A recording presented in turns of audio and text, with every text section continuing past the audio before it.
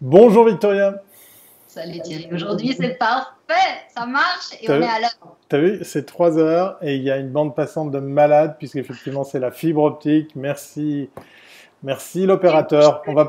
On va pas donner le nom de l'opérateur. Voilà, ça, il a qu'à payer s'il veut faire de la pub dans Covid MagLive. Oui, alors ça fonctionne. Bienvenue à bord de ce nouveau numéro de Comin Mag Live. On vous l'a dit, hein, on vous le répète, c'est effectivement la dernière petite semaine avant la pause estivale. On remercie encore celles et ceux qui nous font des petits messages, qui partagent tout ça sur LinkedIn. Et puis dès la semaine prochaine, vous aurez tout loisir de regarder ça à nouveau, tranquillement, depuis la plage ou le bord de la piscine, parce que le replay, ça compte aussi. Vous avez le droit de vous en servir. Aujourd'hui, on n'a pas de magnéto, mais il y a toujours le visuel qui va avec. Le meilleur de la pub, cinquième édition, je vous le rappelle, on vous le rappelle, c'est jusqu'au 7 août que vous avez l'opportunité de présenter vos plus beaux projets pour pouvoir concourir à cette cinquième édition qui se tiendra en septembre prochain. On va pas faire plus patienter notre invité qui attend au show, hein. Il y avait une très très belle vue derrière lui, mais voilà, vous en verrez rien du tout parce que il fallait quand même qu'on voit notre invité plus correctement. Donc il y a des stores, voilà, il n'y a pas la vue qui va avec, mais ça devrait vous donner envie d'aller à la rencontre de cet invité. Mais de qui s'agit-il, Victoria? Alors aujourd'hui on est très content de recevoir Pascal Détrat, le nouveau CEO de l'agence Détail.ch. Bonjour Pascal. Bonjour Victoria, bonjour Thierry, et puis bonjour à tous. Bienvenue à Bah, bord. on est Merci. vraiment dans l'actu parce que ça fait peu de semaines, peu de jours que tu es le nouveau directeur. Alors, mais par contre, ça fait longtemps que tu es dans l'agence. Effectivement, je suis rentré chez Détail en 2006 exactement, à l'automne 2006. Je crois qu'on était quatre chez Détail à l'époque. Détail avait, sauf erreur, un an et demi à peu près des premiers mandats. Et puis l'histoire a bien changé. Je suis rentré à la base comme stagiaire pour quelques mois. J'ai intégré l'équipe technique pendant plusieurs années. Et puis toute la partie gestion de projet, accompagnement client, digital marketing, directeur conseil ces 2 dernières années. Et puis associé depuis une grosse année maintenant avec Guillaume et Casu pour gérer un peu cette transition qui s'est officialisée là à la fin du mois d'avril par la reprise de détails par le groupe ILM. On va Euh, y arriver, on va arriver sur voilà, ça. Voilà. exactement. Et donc moi qui reprends un peu le rôle de general manager de l'agence voilà, de l'entité détail dans le groupe, à l'intérieur du groupe. Alors, on Exactement. va envoyer un petit salut à Guillaume et à Casu. Parce que voilà, surtout Guillaume, je ne sais pas où est Casu, par contre Guillaume, on le suit sur son blog, on sait qu'il est en train d'être très heureux, donc on est très content pour lui. Euh, L'agence Détail est une agence très intéressante et franchement, moi je la suis depuis très longtemps, enfin depuis le départ, parce que c'est une agence qui a fait vraiment le 360, qui était une agence au départ vraiment graphiste, qui était une agence qui faisait de la publicité, des choses vraiment de la pub traditionnelle. Puis petit à petit, elle a intégré le web, elle a intégré le digital, et puis là maintenant avec cette nouvelle étape avec ILM, là tu vas nous expliquer. Donc tu te rappelles, il y a une époque, on disait est-ce que la pub va intégrer le web ou est-ce que c'est le web qui va intégrer la pub? Finalement, vous avez fait quoi?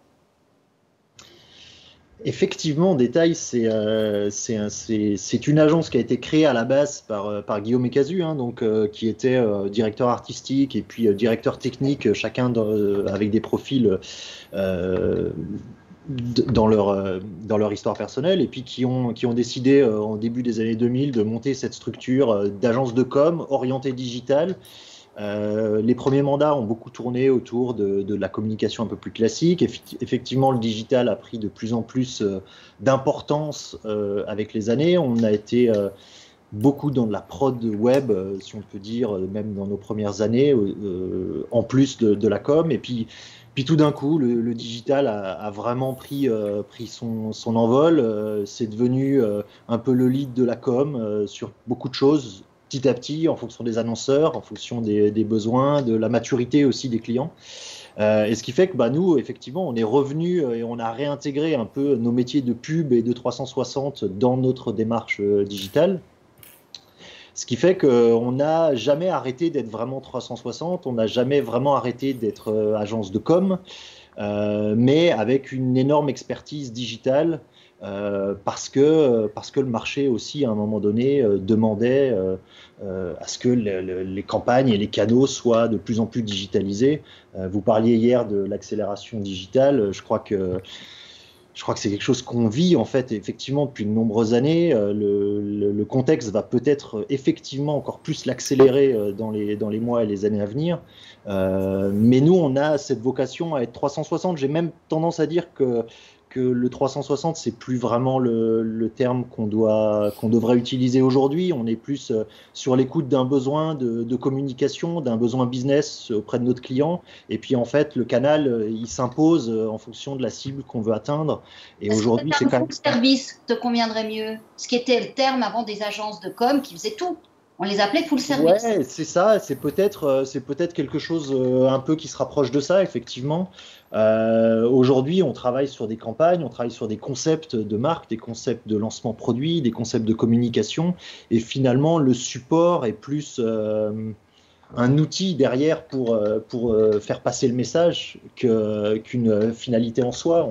On crée un concept, on a une idée, et puis derrière, si on doit parler à des gens qui sont sur mobile, on va utiliser le mobile. S'ils sont dans la rue, on va utiliser de l'affichage et puis peut-être des bus ou de la télé. Enfin, finalement, on s'adapte aux besoins, on s'adapte aux clients, on s'adapte à la stratégie. C'est surtout ça, en fait, je pense, la démarche.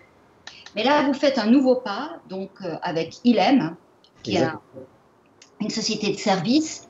Là, qu'est-ce qu'on doit comprendre? C'est qu'une agence aujourd'hui web comme la vôtre, enfin web digital, elle a besoin d'un vrai support technique beaucoup plus fort pour passer à la prochaine étape. Et quelle est cette prochaine étape? Pour toi, c'est l'intelligence artificielle ou on parle beaucoup d'informatique quantique?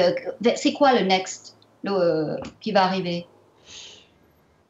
Je crois que vous avez pas mal. J'ai suivi quelques lives et j'ai eu pas mal de débats autour de ce sujet-là, un peu où en sont les agences web, les agences de pub, quel est l'avenir des agences. J'avais vu, sauf erreur, c'est Mathieu de chez Creative qui avait une approche radicalement opposée à peut-être la stratégie qu'on met en place nous aujourd'hui. J'avais un souvenir aussi tout au début de Olivier chez MC Saatchi où on sentait en fait que le modèle était aujourd'hui compliqué et qu'il fallait le réinventer. Effectivement, nous, on a depuis plusieurs années sur des problématiques et des constats qui sont assez les mêmes, j'imagine, dans tous les acteurs de la com aujourd'hui en Suisse romande, mais je pense assez plus largement au niveau global, sur la réduction des marges, des expertises qui sont de moins en moins valorisées, et puis une concurrence, un dumping de plus en plus fort européen, mais potentiellement aussi international, qui fait qu'aujourd'hui, comment une agence de com et une agence digitale peut continuer à vivre, peut continuer à dégager des marges pour proposer un environnement de travail intéressant à des talents, et puis proposer des concepts aussi intéressants pour ses clients. Nous, notre stratégie, elle a plutôt été de s'appuyer sur un groupe du modèle SS2I, si on pourrait, même si je pense que c'est un peu galvaudé aujourd'hui, on n'a plus trop ce genre de vocabulaire, parce qu'ils ont aussi quelque chose de beaucoup plus transverse et vertical. Mais c'est un rapprochement qui est plutôt sur le modèle de la société de service. Et là, pourquoi celui-ci? Parce que je pense que le marché a aussi besoin de ça. C'est aussi quelque chose qu'on ressent et qu'on nous demande. Je pense qu'il y a de la place pour les modèles plus type créative, où au contraire on se ressente sur une expertise simple avec je sais pas, que des freelances, enfin un réseau de freelances. Et inversement, nous on prend plutôt parti de partir sur quelque chose de plus gros, on se renforce, on est beaucoup plus transverse, on est plus vertical, parce que en face de nous, on a un marché qui nous demande des offres plus globales, des offres des fois plus pertinentes, qui nous demande aussi d'avoir un interlocuteur unique sur l'accompagnement de la marque. Donc l'accompagnement stratégique et conseil au démarrage, mais sur l'exécution, sur l'accompagnement potentiellement même des équipes à l'interne, sur le change, la digitalisation des équipes auprès de nos annonceurs et de nos clients. Donc voilà, il y a cette démarche-là. Et puis on ressent aussi au niveau plus purement économique que les gros acteurs, à un moment donné, cherchent à réduire les coûts, à réduire l'achat de services et de prestations de services. Elles ne veulent pas internaliser, mais elles veulent continuer à travailler avec des externes. Et comment, nous, dans un modèle aujourd'hui d'agence, on peut à la fois répondre à l'interlocuteur unique, à une qualité de service, à une localisation des ressources aussi, parce que ça potentiellement une problématique. Tout ça en restant dans un niveau de coût supportable à la fois pour le client et pour l'agence. Parce que là, on a des services d'achat de plus en plus sévères et puis rigoureux en face de nous qui demandent à travailler sur nos prix, à faire des offres, à baisser nos rate cards. Et là, l'offre globale de services permet aussi d'une certaine réduction de coûts parce que on va générer du volume avec un client, on va avoir une offre de service beaucoup plus complète. Voilà, donc c'est le marché aussi qui impose un petit peu cette démarche-là quelque part. Est-ce que, bon, c'est peut-être trop tôt de se poser la question maintenant, est-ce que tu as déjà un retour de clientèle sur cette nouvelle façon de faire? Je dis nouvelle, je mets des grosses guillemets, puisqu'effectivement, on l'avait déjà cité, il existe plusieurs exemples assez similaires, ce rapprochement entre agences et acteurs du monde informatique. Mais est-ce que tu peux déjà partager avec nous des sortes de ressentis, de comment est perçu, comment est accueilli justement un tel rapprochement vis-à-vis des clients existants ou ceux avec qui tu es en train de commencer à travailler? Alors pour être totalement transparent, on a actuellement dans le contexte Covid, on a quand même deux grosses typologies de clients chez nous, des clients qui ont plutôt ralenti leur activité ces dernières semaines, donc avec lesquels j'ai finalement assez peu d'interactions et pour le moment, peut-être à part des petits messages d'encouragement pour la suite, on n'a pas eu l'occasion d'évoquer plus le sujet. Par contre, pour des clients avec lesquels on travaille et on a plutôt même renforcé nos activités ces dernières semaines parce que voilà, on travaille pas mal dans la pharma et dans le médical aussi.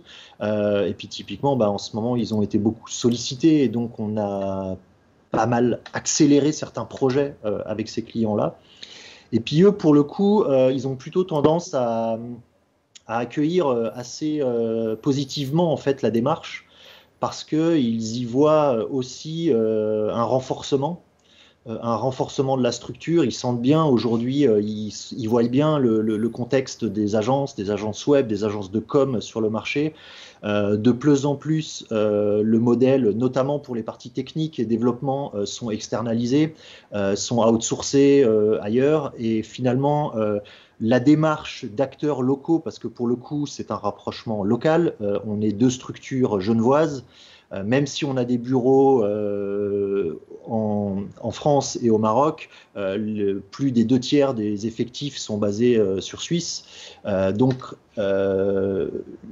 on a plutôt un accueil positif vis-à-vis de ça, parce que ils sentent que derrière, c'est des prestations qui vont être localisées, des gens qui vont être capables d'intervenir sur site rapidement, une simplicité aussi pour je sais pas, communiquer, pour organiser des séances de travail ou des choses comme ça. Et pour certains de nos clients, c'est quelque chose d'assez important parce que je pense qu'ils ont connu quelques échecs avec des sociétés de services qui avaient tendance à très vite externaliser une partie de leur production ou de leurs travaux. Et puis voilà, avec parfois des conséquences un petit peu, enfin, sans être dramatique, mais en tout cas peut-être un petit peu plus difficiles de temps en temps. Voilà, donc pour le moment, en tout cas, l'accueil est plutôt positif. en termes de marque, comment vous allez procéder? Parce que c'est une fusion, donc qu'est-ce qu'on doit entendre? C'est 50-50, chacun intègre, où il y a une fusion, qui intègre quoi? Et est-ce qu'à terme, tout deviendra ILM ou tout deviendra détail? Est-ce qu'il y a déjà une réflexion là-dessus? Alors la réflexion, elle est en cours. Elle est en cours, mais la philosophie et puis la ligne de conduite qu'on s'est donnée, c'est que Détail reste une entité juridique. Détail SA va rester une structure juridique et va garder son autonomie.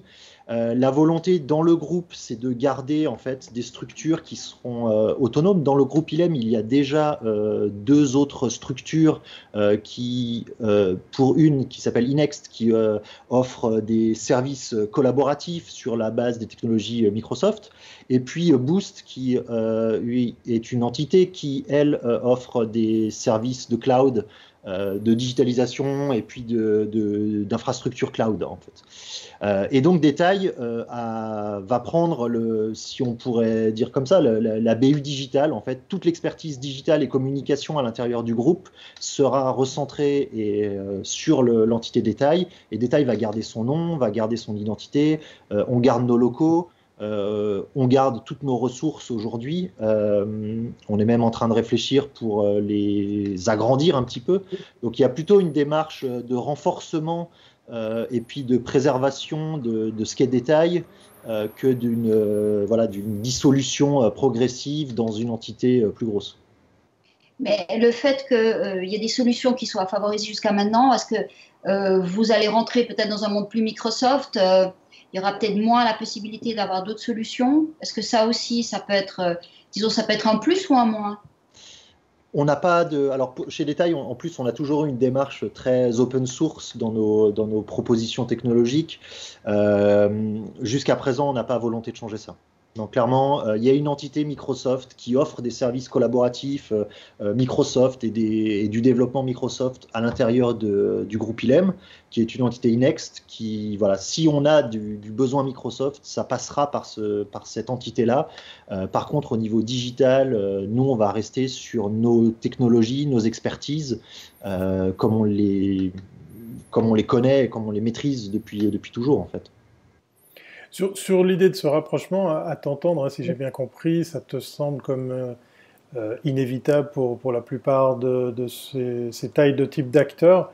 Est-ce que tu vois dans ce rapprochement un nouveau type de client auquel vous allez pouvoir enfin vous adresser, qui n'était pas possible avant? Est-ce que ça amène justement de nouvelles opportunités en matière de type de projet, de taille de client?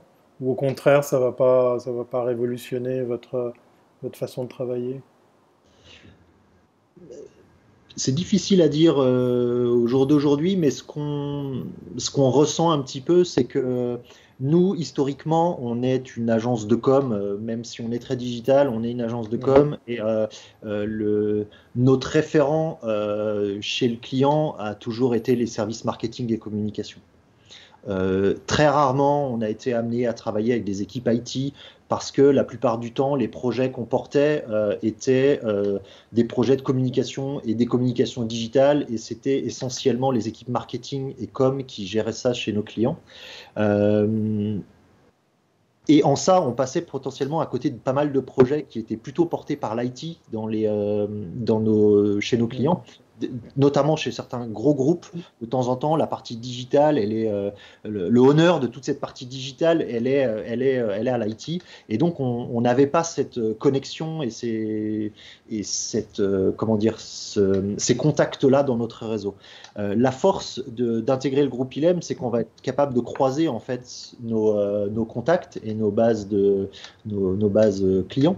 On va pouvoir nous les faire rentrer dans des sociétés sur lesquelles on a déjà une approche très marketing en les présentant potentiellement aux équipes IT qui pourrait y avoir, et donc faire un peu de cross-selling si vous voulez.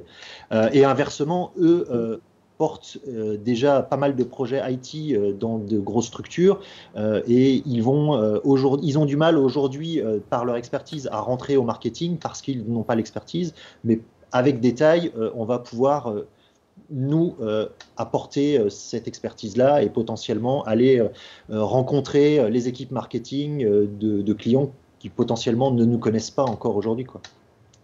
Donc la force, on la voit potentiellement comme ça aujourd'hui.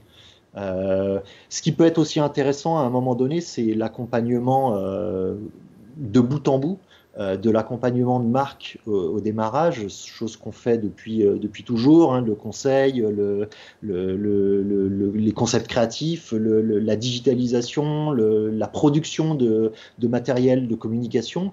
Mais souvent, nous, on s'arrêtait là et toute la partie infrastructure, IT qui pouvait venir derrière était à outsourcer ou gérée à l'interne par nos clients, ou alors on passait par d'autres prestataires. Là, typiquement, on va pouvoir l'internaliser, si j'ose dire, à l'intérieur du groupe, en venant brancher ces dernières étapes grâce aux équipes du groupe ILM. Tout à fait. Il y a une brique aussi que vous n'avez pas, c'est toute la partie e-commerce, qui, on l'a vu dans cette pandémie, est quelque chose qui va être très, très demandé ces prochains mois. Exactement. Alors là, on arrive aussi sur cette vision très transversale qui est donc du conseil, pas que de la com, mais on arrive sur du marketing et puis vraiment de la vente, quoi. Et alors là, comment est-ce que vous positionnez par rapport au e-commerce?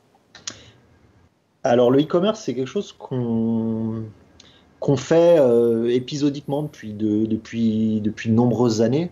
On a sorti chez Detail, je crois ne pas me tromper, mais le premier site e-commerce horloger en 2006 ou 2007 à l'époque. Et puis, étant donné qu'on était très com et très branding finalement, plus sur des sites vitrines et choses comme ça, on n'a jamais développer plus que ça la partie e-commerce. Mais on sent bien que depuis de nombreuses années, c'est le sujet dans la digitalisation des entreprises. Et si on va sur le terme d'accélération, je pense que le e-commerce, c'est quelque chose qui va se renforcer très fortement dans les mois qui viennent et dans les années à venir. Donc clairement, c'est quelque chose sur lequel on est en train de travailler fortement. Nouer des partenariats. Aujourd'hui, on aura aussi, grâce au groupe ILM, la partie accompagnement de marque, l'accompagnement business, l'accompagnement design, UX design d'interface pour les plateformes e-commerce, toute la partie médiatisation, acquisition et conversion qu'on gère aussi à l'interne. Et par contre, on aura tout le plugin technologique, infrastructure qui est liée au e-commerce, qui va être importante. Et ce qui est aussi très intéressant dans le groupe ILM, c'est que le groupe ILM, je ne sais pas si vous l'avez compris ou si vous aviez un peu regardé, c'est que ils ont un historique qui est l'externalisation des services IT des coopératives Migros. Donc, ils ont une présence très forte en termes de retail et de commerce. Donc, des démarches logistiques et toutes ces choses-là, c'est déjà des choses qu'ils maîtrisent et qu'ils utilisent depuis de nombreuses années. Donc voilà, c'est aussi une pièce qui, à mon avis, sera importante dans nos offres à venir. Une question là, très terre à terre, hein, qui s'adresse au nouveau CEO. On sort un petit peu de la précédente question. Comment on vit le passage du stagiaire au nouveau CEO? Parce que c'est quand même aussi l'occasion d'en parler. On est là comme petite cheville ouvrière, on monte les échelons. Tu as parlé d'être devenu partenaire et là maintenant tu es aux commandes. Comment on vit tout ça quand on se retrouve à tout compte fait après prendre les rênes justement d'une boîte dans laquelle on a appris, on a travaillé autant longtemps? Et en phase de pandémie, hein. Oui, il y a ça aussi, effectivement, pour simplifier la chose. Voilà. Évidemment, je pense que la première chose, c'est une fierté déjà d'avoir réussi ce parcours en une grosse quinzaine d'années. Je suis rentré stagiaire, je rentrais d'une expérience de freelance au Canada en fait, au moment où je suis arrivé, je suis revenu sur Genève, je suis d'origine de la région, hein, donc j'étais parti après mes études au Canada faire d'être freelance, puis voilà, faire différents projets comme ça. Et en rentrant, en cherchant du boulot, je finis par atterrir chez Detail en tant que stagiaire pour démarrer. Detail était une structure qui démarrait et je pense que ma chance, ça a été aussi d'arriver au bon moment avec des gens qui avaient confiance dans les équipes. Je pense que Guillaume et Casu, ils ont su saisir je sais pas, me challenger. Et puis je pense qu'il y a d'autres exemples chez Détail, dans l'histoire de Détail comme celui-ci, qui a fait qu'on a cru dans des gens, on a cru dans l'humain, on a construit une histoire ensemble. On a appris à se connaître, on est monté en compétences, et puis là, cette confiance en fait qui a fait qu'à un moment donné, on est devenu associé avec Guillaume et Casu. Enfin, ils m'ont proposé de devenir leurs associés il y a 2 ans maintenant, et puis petit à petit, en échangeant avec Guillaume, voilà, cette volonté d'autres projets, de faire autre chose, a fait que on a doucement organisé la transition et l'intégration dans un autre groupe. Par un repreneur. Ce qui fait que, si vous voulez, moi, je m'étais pas inscrit, j'avais pas cette ambition-là en rentrant chez Détail. Enfin, j'avais pas dessiné cette carrière. C'est plus l'histoire, le contexte, les rencontres qui ont fait que les choses se sont presque imposées d'elles-mêmes, en fait. Donc, moi, je le vois comme une grande fierté. Et puis surtout, une certaine forme de reconnaissance envers Guillaume et Casu qui m'ont fait confiance et qui ont cru que l'histoire était, qui ont rendu l'histoire possible, en fait, tout simplement. Oui, puis pérenne aussi, parce que pérenne, exactement. Ils ont permis que eux, c'était un parcours de vie, ils ont décidé d'avoir une autre histoire, de travailler différemment, mais ils ont permis à Détail de continuer à exister. On aurait pu imaginer qu'ils arrêtent tout. Effectivement, là, je suis pas dans leur tête et je sais pas trop qu'est-ce qu'ils ont, ce à quoi ils ont pu penser en détail, mais clairement, leur volonté, et je pense que c'est aussi c'est l'histoire d'un père qui a créé un bébé à un moment donné qui veut le porter et puis qui lui veut que du bien, quoi. Donc, je pense que pour eux, c'est rassurant d'avoir pu choisir le nouvel investisseur, d'avoir pu choisir, enfin, en tout cas participer ou recommander la personne qui allait repiloter tout ça. Et je pense que, ouais, il y a une forme de relation humaine qui a toujours eu chez Détail et qu'on retrouve fortement aussi dans le groupe ILM. Je pense que c'est aussi ça qui a fait que le rapprochement a été possible et c'est fait aussi rapidement, en fait. Non, mais en tout cas, par rapport au marché du digital en Suisse, vraiment, nous, on le suit avec le meilleur du web depuis 10 ans. Donc, on a vu arriver plein d'acteurs.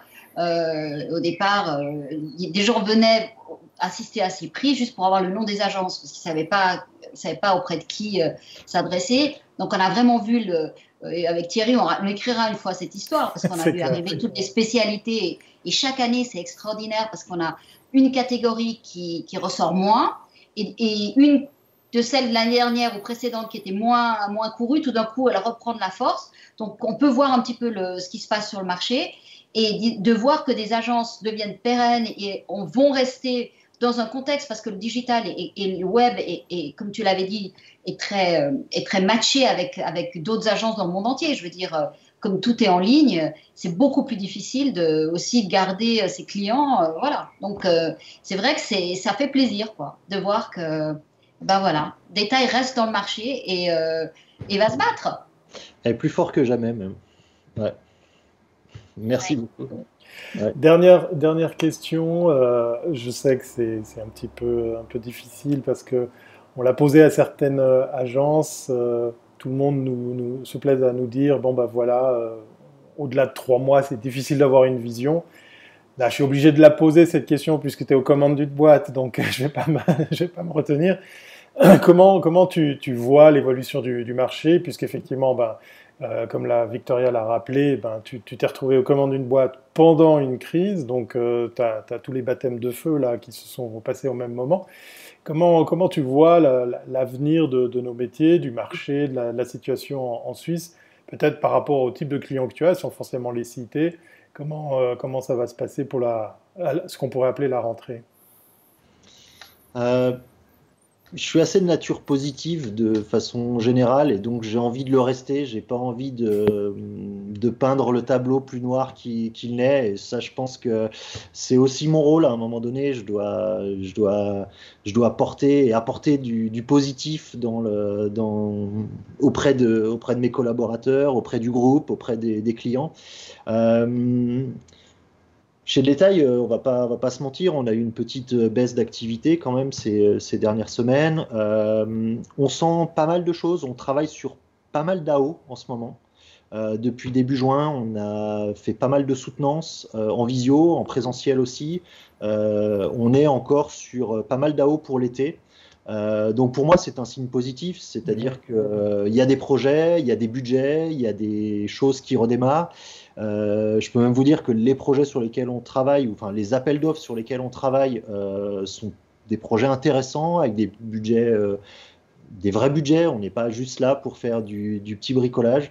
Euh, Maintenant, je pense que le plus dur va être à l'automne quand même. Je pense que la réalité va venir là dans les prochaines semaines, dans les prochains mois.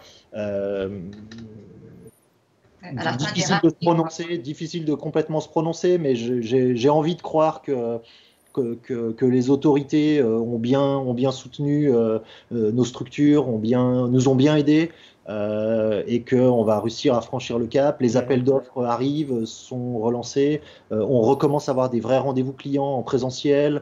Enfin, voilà, il y a quand même des signes positifs derrière tout ça et il faut se raccrocher à ça. Je crois que c'est important. Un grand merci justement de les partager avec nous parce qu'effectivement, vous êtes certains à nous dire avoir fait l'exercice de répondre justement à ces appels d'offres, de les défendre en visioconférence. La preuve, c'est effectivement il y a des choses à faire, il y a des projets qui se dessinent et du business qu'il y aura à faire. On te souhaite le meilleur et en tout cas encore bravo pour cette nouvelle responsabilité. On fera peut-être le point justement dans quelques mois pour voir comment ça se passe pour ta nouvelle casquette. Merci beaucoup d'avoir échangé avec nous et puis on va te laisser retourner travailler parce que la journée n'est pas terminée. Merci. Merci beaucoup, merci beaucoup. À très bientôt, hein, merci. Voilà, il est temps de se dire au revoir au son d'une ambulance. Voilà, c'est aussi ça la ville. Hein, c'est de l'ambulance lausannoise. Voilà, exactement. Je ne sais pas si vous l'entendez, du coup, j'en parle comme ça, je fais pas celui qui passe à côté. Et puis, on se voit demain, c'est ça, Victoria? Demain.